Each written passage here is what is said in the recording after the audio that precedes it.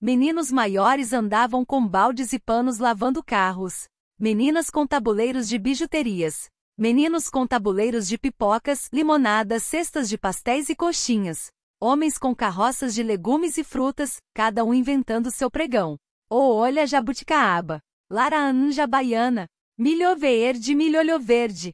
E nos fundos das casas bordavam as velhas de vista boa, as de vista ruim faziam crochê tão ligeiro que mal se via a ponta das agulhas. Numa casa a família reuniu de noite em volta da mesa, os filhos e a mulher. Escutaram o homem. Tive uma ideia. A gente quebra aquela parede ali, emenda a sala com o quarto. Dá um salão para 5 ou 6 mesas e damos refeições. A filha maior fez cara de nojo. Vamos morar num restaurante, pai? Que vão pensar da gente? A mãe. Vão pensar que estamos ganhando dinheiro, e tomara que seja verdade. Eu cuido da cozinha. O filho maior. Temos de aproveitar, é Deus que mandou essa gente. Eu cuido das bebidas. O filho menor. Eu corro até a ponte com o dinheiro. A filha menor. Eu sirvo as mesas. A filha maior. Eu morro de vergonha. A mãe. Então você fica comigo na cozinha. O pai levantou, foi até o quintal, voltou com uma marreta. Então amanhã mesmo eu largo do emprego. E começou a marretar a parede. Não aguento esperar até amanhã. Os filhos começaram a arrastar os móveis. Numa semana, outras casas também botaram placas na calçada. Comida caseira. Ambiente familiar. Demoliam quartos para emendar com a sala, e era sempre preciso aumentar a cozinha e ter papel higiênico para os turistas no banheiro, ao lado do jornal para o pessoal da casa. Pediam mesas para os parentes e enchiam a sala, os turistas comiam-se cotovelando. Agora a mãe cozinhava em caldeirões mais altos que o filho menor, e em frigideiras para uma dúzia de bifes, num fogão a lenha e num fogão a gás, sem tempo nem para tirar o cabelo do olho e talvez por isso mesmo, sem reclamar mais das tonturas, das varizes, da coluna, da enxaqueca e das colites. Não tinha mais nem tempo de discutir com o marido. Ele buscava lenha, fazia as compras e as contas, ajudava a filha e a sobrinha maior a atender as mesas. A sobrinha menor também ajudava na cozinha, e o caçula contratou 2 priminhos para correr até a ponte, enquanto ficava engraxando o sapato debaixo das mesas. Depois que lavavam os pratos, as moças sovavam massa, fritavam salgadinhos. As meninas saíam com cestas e os meninos iam juntos para correr até a ponte em caso de dinheiro novo, dinheiro velho era sempre verdadeiro. Quando voltavam sempre tinham novidade em casa: geladeira, congelador para os peixes, refrigerador para as bebidas, mais pratos e talheres, copos e jarras, toalhas, litros de mel ou bordados da família, alguma nova ideia do pai. Aí pelo sítio está sobrando pimentão. Você ainda faz pimentão recheado? O filho mais velho tinha caligrafia melhor para as placas. Hoje almoço especial. Pimentão recheado. E aumentavam o preço do almoço, na janta serviam os restos como croquete. A moda da casa. Um velho saiu de charrete. O menino turista viu e agarrou na roupa do pai, apontando e choramingando. Quero passear naquilo, pai, quero passear naquilo. O velho passeou com o menino na boleia, segurando uma ponta das rédeas. Uma volta pela cidade, depois uma volta na praça e depois, o menino não queria descer. Agarrava na rédea.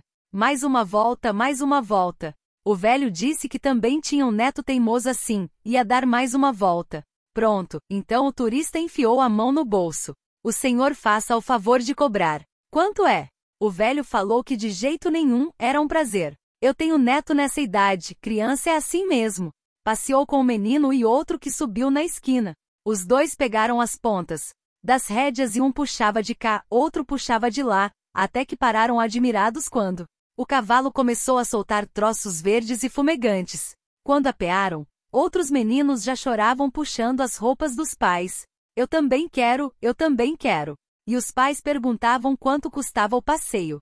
O velho olhou o chão, falou, com a voz sumida, cada um dá quanto quiser. No outro dia comprou madeira, chamou um filho carpinteiro, arranjou rodas de bicicleta e fizeram uma carreta com banquinhos, atrelaram na carroça, botaram uma sineta no cavalo e saíram pelas ruas. Num instante a carreta estava lotada de crianças. E 2 iam na boleia, naturalmente pagando um pouco mais. A sineta soava como anúncio de Natal. O tempo passava, dezembro ia chegando. E as árvores continuavam a dar dinheiro. Mudou o ministro da Fazenda à Casa da Moeda. Lançou novas notas no país, e no mesmo dia as árvores deram notas com a assinatura do novo ministro. Então felicidade virou notícia de novo, e chegaram mais e mais turistas. Pensões viraram hotéis, mais casas viraram pensões e os comerciantes reformaram as lojas. Nas prateleiras surgiram roupas da moda e bebidas caras, artigos de pesca e de acampamento, enlatados e isqueiros, barbeadores e revistas, dinheiro emoldurado e abajures de dinheiro. Nas ruas, carroças vendiam frutas da terra, legumes e dinheiro. Agora gente de felicidade varria tudo cedinho. De manhã os turistas quase não achavam dinheiros nas ruas, tinham de comprar. As árvores davam muito dinheiro, mas já eram turistas demais. Olhando da ponte, felicidade era uma ilhota de telhados, enfumaçada, cercada de barracas por todos os lados. À noite as barracas gargalhavam, enquanto felicidade dormia cedo, mal amanhecendo. Era preciso varrer dinheiro, acender o fogo, nem tinham tempo de contar quanto dinheiro ganhavam, mas ganhavam. Os bares aumentavam os balcões frigoríficos, os estoques, os preços e as pedras de gelo, diminuíam as doses e as porções. Um homem vestiu camisa branca e calça preta porque não tinha mais roupa limpa, ia passando por um restaurante com mesas na calçada. Um turista chamou: "Garçom, faça o favor." O homem foi até a mesa. Uma cerveja estupidamente gelada. "Capricha que tem gorjeta." O homem foi até o balcão, pediu uma cerveja, levou. Quando ia saindo, o dono do bar chamou: "Quer ser garçom? Pode começar já." Os restaurantes caseiros também começaram a cobrar gorjeta e agora tinham ventiladores no salão, na cozinha novo fogão a gás, quartos com beliches para 4 ou até 6, se 2 dormissem no chão. 2 famílias parentes foram morar juntas e da casa que sobrou fizeram pensão. Encheram de camas os quartos, a sala e a cozinha, azulejaram o banheiro como os turistas gostavam e de manhã levavam a cada quarto uma bandeja com café e leite, pão com manteiga, uma fruta e um maço de dinheiro. Os turistas adoravam, pagavam sem piscar. Logo outras famílias também se juntaram para abrir mais pensões e vieram mais turistas. A prefeitura cobrava impostos. Contratou funcionários para cobrar mais e por isso cobrou ainda mais para pagar os funcionários. Mas, no fim das contas, sobrou dinheiro para um moderno caminhão de lixo que o prefeito mandou pintar com letras grandes: Prefeitura Municipal de Felicidade. Dinheiro aqui é lixo. E o lixo aumentava todo dia. Felicidade estava sitiada por barracas, onde latas e garrafas eram abertas sem parar, e nas pensões os turistas gastavam tanto papel higiênico e guardanapos que alguém teve a ideia: por que não usar dinheiro? Os turistas adoraram.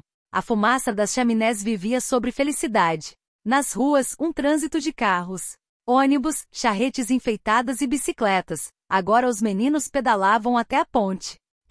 Surgiram na praça 2 agências bancárias. 2 bancários iam de moto até a ponte. Aí felicidade pediu dinheiro emprestado aos bancos, aumentaram os bares, restaurantes, mais pensões viraram hotéis e mais casas viraram pensões, aumentaram também os estoques e equipamentos, porque dinheiro chama dinheiro e com mais dinheiro iam ganhar ainda mais dinheiro, enquanto as árvores dessem dinheiro. Mas as árvores pararam de dar dinheiro. O pó. Nem perceberam em que dia foi, porque ainda tinha muito dinheiro pelos quintais, pelas ruas. Só perceberam quando um menino apontou uma árvore e mostrou. Não nasciam mais flores. Os telefones tocaram na cidade inteira, as famílias e os sócios se consultavam. O que fazer? Numa meia-noite de chuva se reuniram na prefeitura as mulheres e os homens. De negócio de felicidade, mãos raladas de cozinhar, pernas cansadas de atender mesas. Irritados porque eram todos concorrentes e de repente tinham de ser aliados. Os problemas de todos eram os mesmos. Como pagar a reforma, a geladeira, todo o equipamento? E começaram a fazer contas. Nunca tinham somado todas as despesas e agora os números assustavam. E os estoques, como pagar os estoques? Se pararem as vendas? E calcularam o custo dos estoques e os números apavoravam. Quem pegou dinheiro no banco, como vai pagar? E calcularam os juros. Quando emprestaram o dinheiro nem tinham percebido que eram prazos tão curtos e juros tão altos. E discutiram e lamentaram, e refizeram as contas e se acusaram.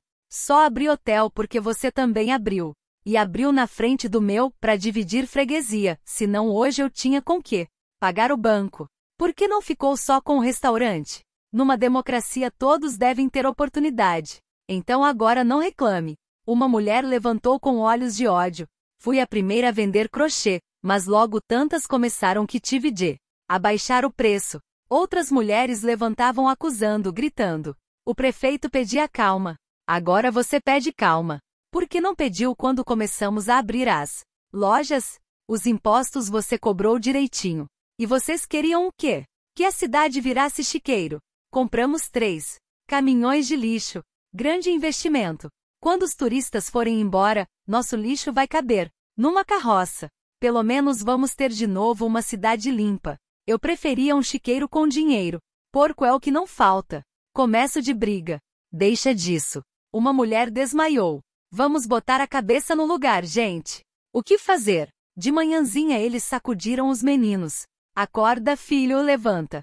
Mandaram subir nas árvores com dinheiro para colar nos galhos, e assim, quando os turistas acordaram, as árvores tinham dinheiro de novo. Mas os turistas continuaram a chegar, e queriam dinheiro para acender cigarros. Jogar para o alto, acender fogo, limpar os sapatos e rasgar em pedacinhos, era disso que eles mais gostavam. A gente de felicidade varreu todo o dinheiro dos quintais. Recolheram dinheiro. Nas ruas guardaram tudo em gavetas e malas, empilharam em quartos fechados a chave. Começou o racionamento, que as crianças menores nunca mais esqueceriam por causa da morte do porquinho. Era um porquinho sem dono que cresceu fuçando lixo nas ruas e se banhando no brejo. Vivia a vida mais feliz que um porco pode ter. Era cor de sujeira, com 2 manchas pretas nos olhos, e andava comendo tudo que as criancinhas davam. Algumas tiravam da boca para dar ao porquinho. Mas no começo apanhou muito até aprender a não fuçar nos latões de lixo. Aprendeu também que de tardezinha a carroça do lixeiro passava e depois, todo o lixo era despejado no aterro. Ele ia atrás do cheiro da carroça. Depois caminhava já na frente dela, e voltava só no dia seguinte. Comia muito, mas de tanto caminhar não engordava. Quando as árvores começaram a dar dinheiro, o lixeiro se aposentou por conta. Até que a prefeitura contratou outro por um dinheirão, mas então o porquinho já não ia mais ao aterro. Ninguém se preocupou com o que ele andava comendo e só algumas crianças perceberam que o porquinho ia virando um porcão. Andava pela beirada do rio, fuçando o lixo dos turistas e engordava sem parar. Quando as árvores foram parando de dar dinheiro, um dia ele tentou ir atrás do novo caminhão de lixo, mas já mal se arrastava. A barriga relava no chão e os olhinhos quase fechavam de tanta gordura. Até que um dia depois que as árvores pararam de dar dinheiro, teve de correr. Atrás dele iam homens e meninos com paus e na praça já não corria, ia rolando, ensanguentado e com uma pata quebrada, os homens dando pauladas. Porco infernado. Uma mulher correu, abriu a saia protegendo o coitado, mas ele ficou com a cabeça e o rabo de fora. Os meninos apedrejavam, a mulher gritava. Vocês não têm vergonha? Cada baita homem contra o coitado do porquinho. Coitado? Desgraçado, isso sim, viciou em comer dinheiro. E continuaram de pau no porquinho, a mulher deixou. Sendo assim, o menino contou que fazia tempo já desconfiava do porquinho. Mas tive dó de contar. O porquinho já estava quase morto. Deixa viver, pediu uma menina. Quanto dinheiro esse porco terá comido? Um homem perguntou com raiva. E deu a última cacetada. A cabeça do porquinho era uma massa de olhos e orelhas. Deixaram na sarjeta para o caminhão de lixo, e então as criancinhas vieram. Vindo, ajuntaram em volta e ficaram olhando quase sem piscar. Piscavam só quando os olhos secavam de tanto ficar olhando. Os meninos já tinham voltado para a ponte, atendiam os turistas.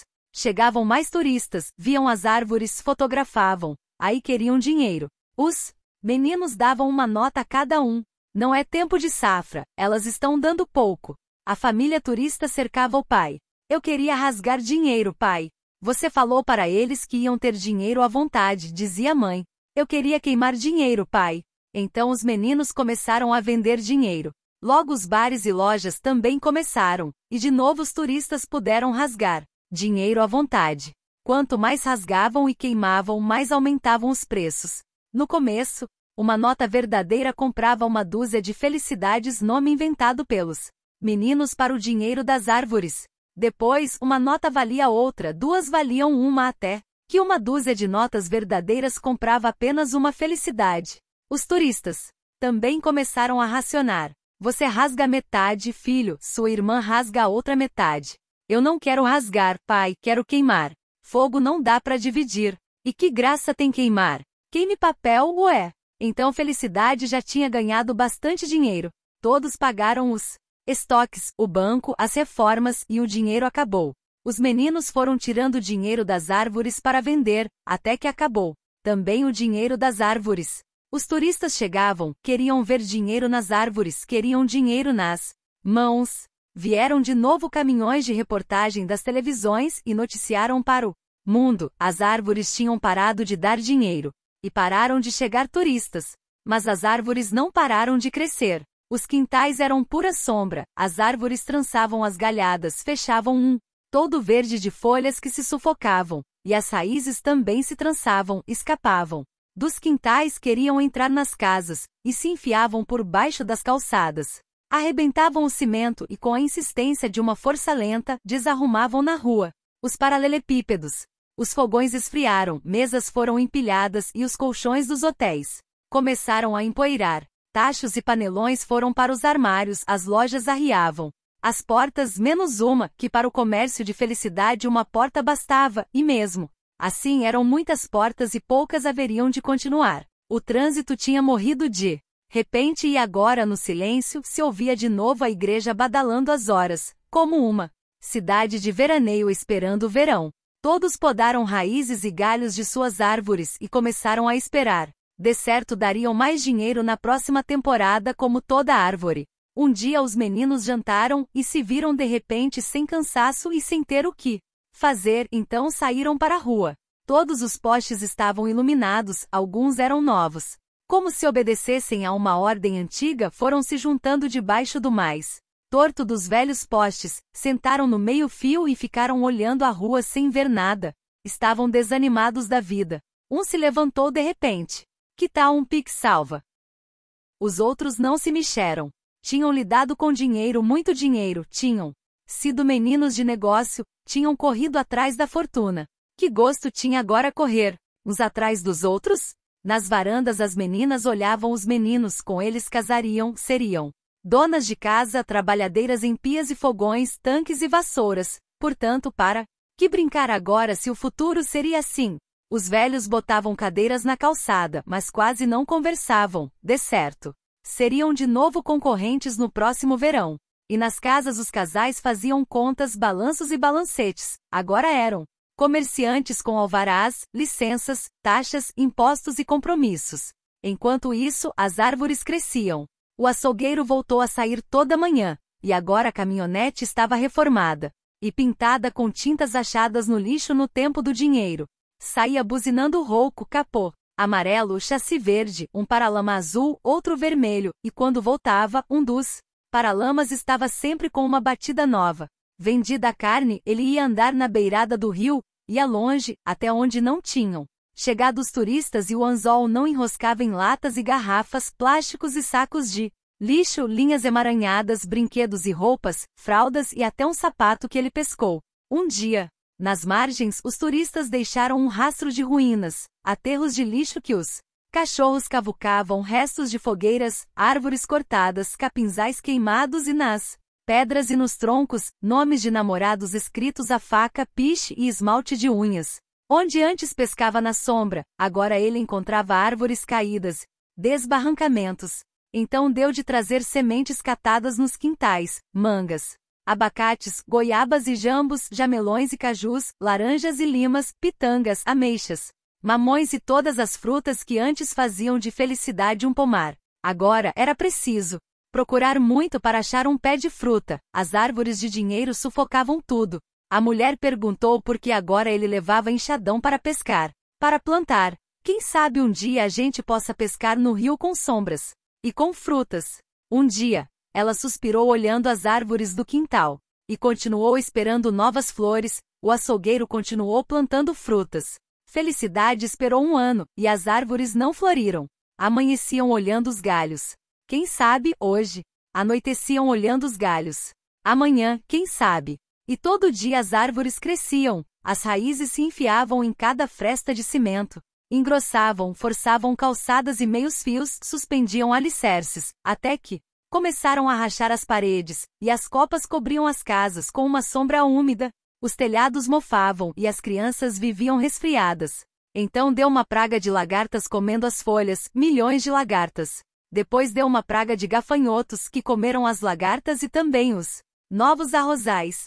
Cansei de perder dinheiro por causa de dinheiro, um homem disse depois das pragas e pegou o machado, cortou as árvores do quintal. Outros também cortaram, mas muitos continuaram a esperar, quanto menos árvores, menos concorrentes no verão. Mas o verão passou e as árvores não deram dinheiro. Deram brotos, cada tronco cortado rebrotou. E quando mais árvores foram cortadas, as primeiras já estavam com brotos mais altos que um homem, crescendo mais depressa que as próprias árvores, centenas, milhares de braços verdes subindo do chão, enfolhando com uma fúria verde, até virarem matagais trançados cobrindo os quintais, invadindo as ruas. Então cortaram o mato, encheram carroças e despejaram nos campos. Mas as raízes continuaram a crescer e brotar nos quintais e nos campos os brotos enraizaram e o matagal avançou pelos pastos e estradas. Era um mato torcido, mais de galhos que de folhas, e nunca deu uma flor. Onde roçavam aquele mato para a plantação, a terra não dava mais nada. Nos quintais, as raízes avançavam arrebentando alicerces, braços se estendendo por baixo da rua até levantarem os paralelepípedos. Então a rua encheu de buracos e poças de água, e por esses buracos as raízes saíram rebrotando ao sol. E apertavam os alicerces por baixo da terra, as casas entortavam, minava a água, o assoalho esboroava. Então Felicidade cansou de esperar e começou a lutar. Abriram crateras nos quintais para arrancar os tocos e arrancaram os paralelepípedos para perseguir as raízes. Vista do morro, Felicidade era fileiras de telhados entre montes de terra e crateras, e em certos dias nem podia ser vista. O vento trazia do campo a fumaça das queimadas. As raízes eram levadas em carroças para o campo e os tocos iam nos caminhões de lixo, queimavam em pilhas altas. O vento batia, cobria a Felicidade de cinzas, as cinzas viravam um pó preto, tão fino que era impossível varrer, cobriu as casas e os móveis como uma pele. Todo mundo tossia. Vieram de novo os caminhões das televisões, os carros dos jornais, os curiosos profissionais, e filmaram e fotografaram à vontade. Agora ninguém mais se escondia nem se envergonhava, trabalhavam em mutirão. Será que a gente vence tanta desgraça? Se até o Natal a gente não vencer, eu desisto. Dormiam ainda mais cansados do que quando ganhavam muito dinheiro. As crianças ajudavam, perseguiam raízes cavucando a terra, caçavam brotos e despejavam sal em cada rachadura das casas. Os adultos carregavam tocos e mais tocos que agora tinham de queimar dentro de valas enormes para depois enterrar as cinzas, mas já se animavam. Faltam poucas, mas continuam brotando. Podem brotar. Agora tenho certeza, nós vamos conseguir. Aprenderam a rir de novo, e começaram a comemorar toda a noite com as bebidas dos estoques. Falta só metade de um quarteirão. E logo chegou a vez da última árvore. O prefeito deu a primeira machadada. Até nunca mais, desgracenta. Os homens avançaram com os machados, rodeando a árvore com pancadas. Mais de bater que de cortar, batiam com raiva. Quando a árvore caiu, mulheres cuspiram no tronco, meninos estraçalharam os galhos, meninas rasgavam as folhas uma a uma. Assim acabaram as árvores. Mas nos campos o mato continuava a crescer, e se alastrava rodeando a cidade. Mal comemoraram com as últimas garrafas, brigadas de homens saíram com machados e serras. Combatiam o dia inteiro roçando e queimando vestidos com mangas compridas e lenços no rosto para aguentar o calor. As crianças levavam marmitas e água, e de noite as mulheres recebiam em casa maridos encarvoados, olhos cavados e cabelos chamuscados, mãos de terra e suspiros tão fundos que os homens pareciam se afundar neles. Pediram ajuda ao governo, mas o governo disse que dinheiro não dá em árvore.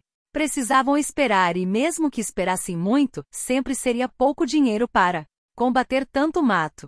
As eleições vêm aí, disse o prefeito aos políticos da capital, e Felicidade vai votar em quem ajudar. em comparação com o dinheiro que é preciso, e responderam os políticos. São muito poucos votos em felicidade. Não precisamos de votos tão caros. Era isto que o prefeito contava aos felicenses reunidos na prefeitura. O salão estava lotado, gente despencava pelas janelas, gente se amontoava pelo chão, e um chapéu começou a passar recolhendo votos. Depois o prefeito pegou o chapéu cheio de papeizinhos enrolados, foi desenrolando cada um e lendo alto. Mudamos. Desenrolava outro papelzinho. Todos ouviam. Estavam decidindo o destino. Mudar ou continuar em felicidade? Ficamos. Mudamos. Leu o último voto, fez as contas e olhou aquela gente. Era sua gente e ele, que tantas vezes tinha falado do povo, agora sentia o povo ali, o mesmo povo que passou andando pelo Mar Vermelho, o mesmo povo que crucificou Cristo e depois caiu de joelhos. Homens carecas de preocupações, mulheres descadeiradas de canseira, velhas de dedos milagrosos. E os velhos com a sabedoria das estações e das luas, pesca e caça, olaria e carpintaria, ossos meteorológicos. Ali estavam também as moças com seus vulcões escondidos, e os moços olhando pelas janelas, já estavam perdendo a paciência. Queriam ação, eram mesmo moços. Era mesmo um povo que o prefeito via, um povo sem dúvida nenhuma, e então falou meio engasgado. Gente, nós vamos ficar e lutar. Um homem começou a bater palmas devagar, como um bobo, e logo todos estavam batendo palmas e se abraçavam. As mulheres e os velhos choravam. Abertamente, os moços e os homens faziam força para não chorar. O sol bateu na janela. E então um menino chegou correndo e parou na porta. Quando voltou o fôlego, anunciou. O mato começou a secar. As folhas caíam amareladas, os galhos iam se retorcendo e logo estavam tão quebradiços que o vento arrancava, até ficarem só as raízes na terra seca. Era tão rápido que em poucos dias as raízes apodreciam e esfarelavam, a terra murchava seca e, surpreendida, virando pó. Enquanto o mato secava, chegaram as eleições, mas ninguém prestou atenção. O único candidato foi um sujeito novo em felicidade, e votaram nele sem pensar, mais importante que um prefeito era a terra, e a terra estava indo embora. O verão tinha trazido as chuvas, e as enxurradas levavam para o rio a terra, esfarelada pelo mato. Sulcos de enxurrada foram se abrindo e a cada chuva a água novamente corria pelos sulcos até virarem valetas. As valetas foram virando valas. As valas foram se alargando e afundando. A terra estava perfurada de galeria das raízes, e agora a água comia, arrancava aos pedaços, cavava até desabar e levava tudo, e as valas alargavam e afundavam mais. Até que a água das chuvas encontrou a água dos lençóis subterrâneos, as valas tinham virado vussorocas, tão fundas que já engoliam pomares e logo alcançariam as primeiras casas.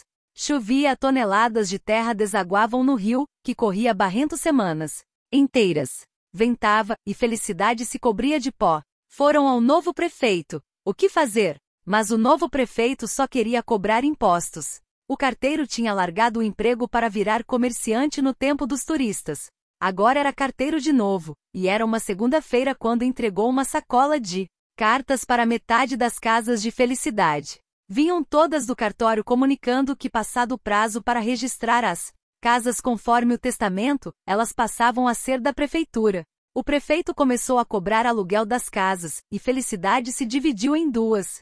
Os que moravam em casa própria apoiaram o prefeito, os que moravam de aluguel formaram um partido de oposição. As vussorocas avançavam já nos quintais. Numa noite de tempestade, uma casa desabou e foi arrastada pela enxurrada.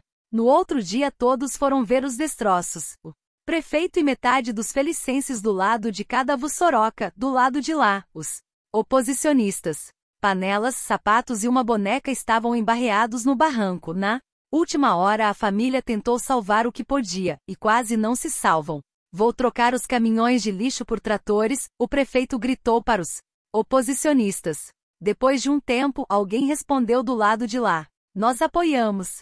Uma velha meio surda perguntou o que estavam gritando, um homem suspirou. Parece que agora vamos lutar contra a erosão. Que bom, a velha bateu palmas, estava ficando tudo tão desanimado. O prefeito, trepado num caixote, já falava discursando. E prometo, felicidade, que se não faltar dinheiro, dinheiro vai faltar sempre. Alguém gritou, e todo mundo riu. Já começavam a aparecer na multidão enxadas, enxadões, pás e picaretas. Os frutos. Enxadão no ombro. Naquele dia o açougueiro parou espantado na beira do rio. Existem sementes borboletas. Caem das árvores rolando no vento, um caroço com asas, para germinar longe. Sementes projéteis como a da mamona, estoura com o sol, e joga longe as sementes. E sementes vagens, sementes paraquedas, sementes que viajam no vento. Nas enxurradas, no bico dos pássaros, na pelagem ou na bosta dos bichos. Ele conhecia todas as sementes de felicidade, mas um dia tinha achado umas, pretas, redondas e duras como nunca tinha visto. Plantou uma por uma na beira do rio. E já tinham germinado. As plantinhas já estavam com palmos de altura. Em menos de semana já pendurava nelas o embornal. Logo começaram a dar sombra e passarinhos fizeram ninhos, cantavam. Enquanto ele pescava. Um dia, quando já eram árvores copadas, ele olhou bem e falou baixinho. Já vi essa árvore antes. Um homem tinha amarrado um bode no pé de uma das árvores e o bode tinha comido o capim em redor. Agora ela estava alta e copada no meio de uma clareira. Já vi essa árvore antes. O açougueiro pensou de novo em voz alta, e o homem que vinha chegando para pegar o bode ouviu aquilo e só por olhar, olhou a árvore e arregalou os olhos. É uma árvore de dinheiro. E afastou um passo como se visse o demônio. Tirou da cinta o facão de cortar capim. Tinha sido rico no tempo do dinheiro e agora levava nas costas um saco de capim para o bode, então foi com ódio que avançou para a árvore erguendo o facão. Ficou louco? O açougueiro falou e o homem parou com o braço no ar. É preciso cortar essa desgraça. Ela dá sombra, mas dá dinheiro também. Vou cortar, mas tem um ninho lá, olha. Vou buscar machado e cortar. O homem foi desamarrar o bode, o açougueiro ficou olhando a árvore. Ainda não tinha reparado que aquelas pareciam mesmo árvores de dinheiro. Mas olhando bem, que seriam aquelas coisas ali no chão? Agora o homem também via. No capim tosado pelo bode, aquelas coisas espalhadas, como se fossem feitas só para estar ali naquele momento e para sempre, tão naturais que até pareciam frutas.